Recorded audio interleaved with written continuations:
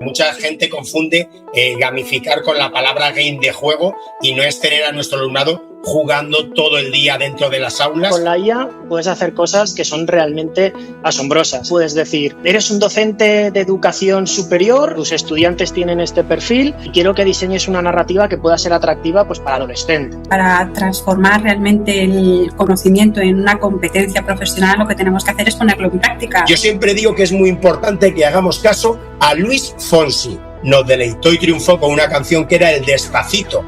Pues nosotros tenemos que ir poco a poco. Déjame hacerte una pregunta sincera. ¿Cuántas veces has sentido que estás compitiendo contra las pantallas de los móviles de tus alumnos? ¿Contra la sobreestimulación? ¿Contra la falta de interés? Intentas buscar ideas para innovar, pero preparar materiales diferentes consume muchísimo tiempo y al final da la sensación de que el esfuerzo no luce como debería. La gamificación no va de trabajar el doble ni de montar un espectáculo en cada clase.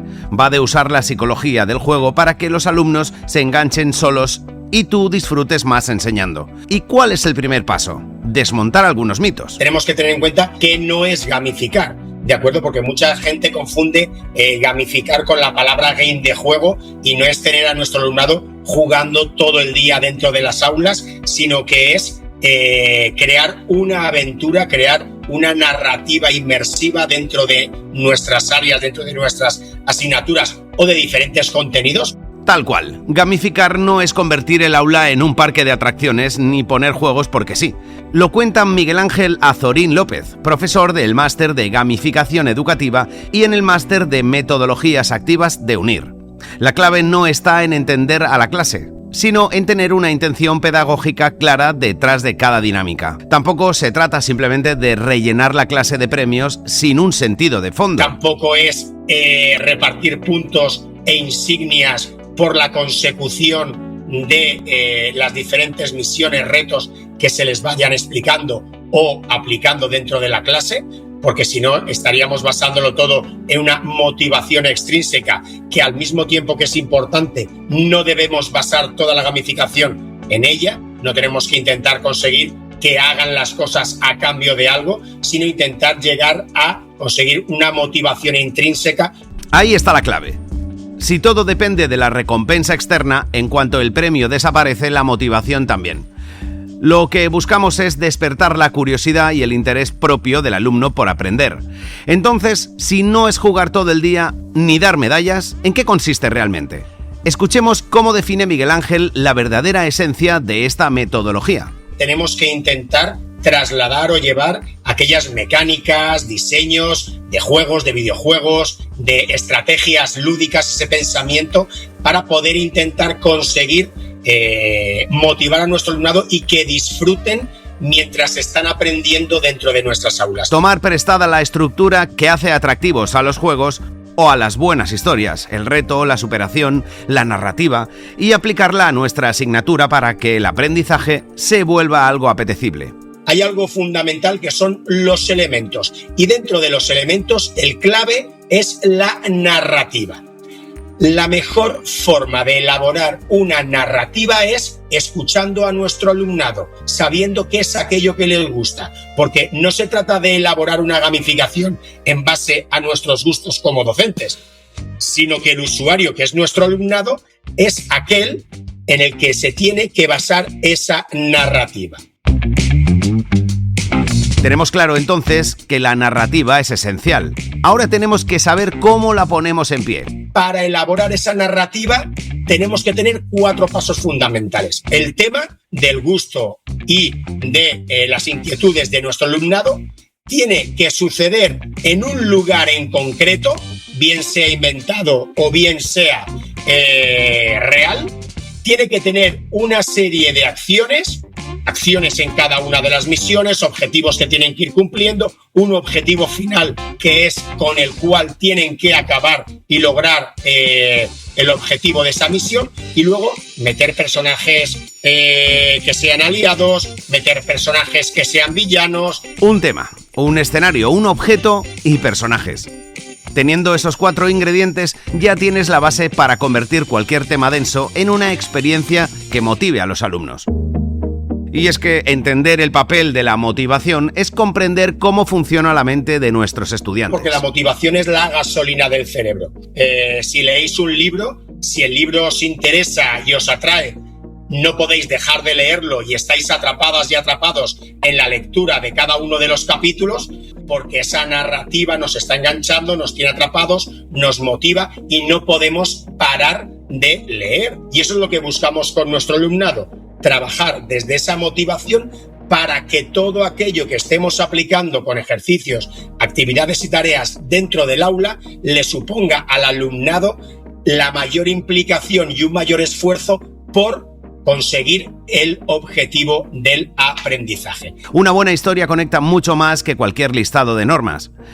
Si escuchamos lo que les interesa fuera del colegio, podemos envolver el temario en un contexto que les haga sentir parte de una aventura. Eso sí, cuando nos entra el entusiasmo, es fácil querer diseñar un proyecto gigantesco para todo el trimestre. Pero en esto conviene aplicar un consejo muy musical. Yo siempre digo que es muy importante que hagamos caso a Luis Fonsi, que algunos y algunas estaréis diciendo, ¿qué tiene que ver Luis Fonsi con la gamificación? Luis Fonsi nos deleitó y triunfó con una canción que era el Despacito.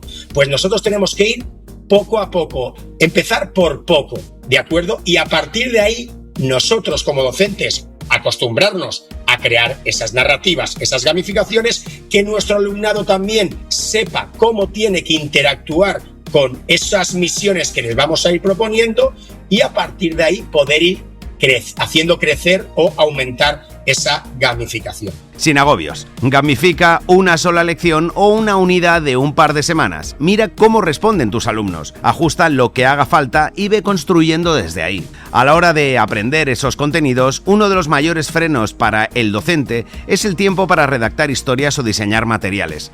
Norberto Cuartero, profesor del máster en gamificación educativa de UNIR, nos da una pista de cómo la tecnología puede echarte una mano enorme. Con la IA puedes hacer cosas que son realmente asombrosas. Ya no tienes por qué tener ningún tipo, o por lo menos no tienes que tener conocimientos de diseño.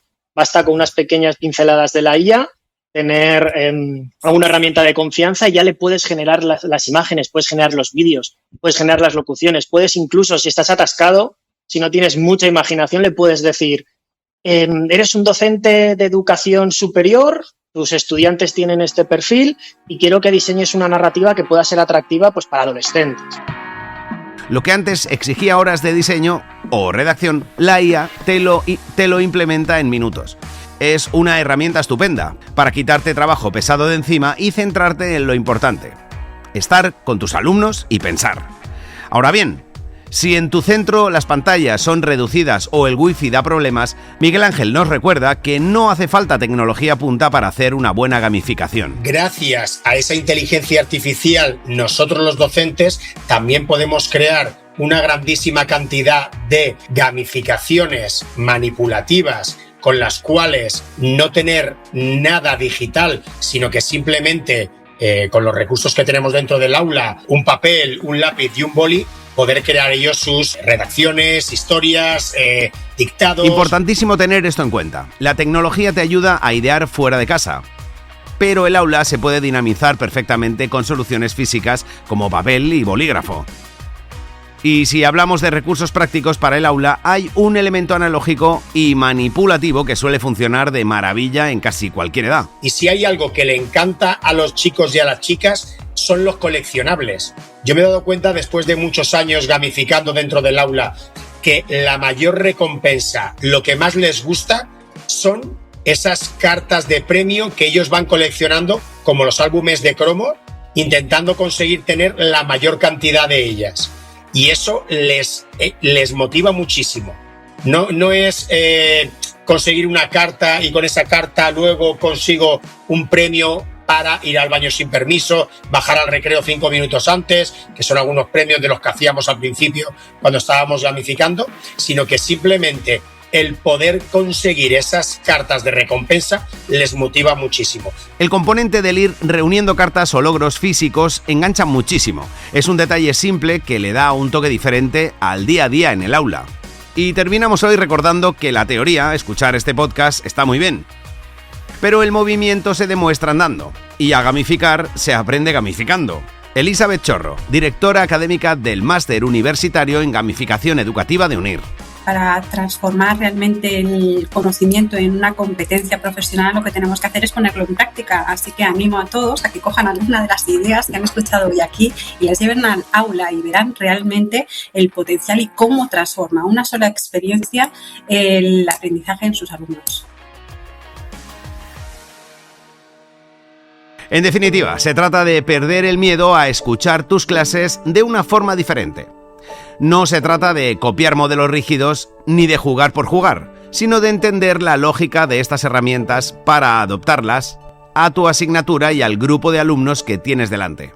Si este tema te interesa y te apetece profundizar en cómo llevar la gamificación, la IA o las metodologías activas a tu día a día de forma estructurada, consulta los planes de estudio del máster en gamificación educativa o el máster en metodologías activas, ambos 100% online y pensados para adaptarse al ritmo de trabajo de un docente.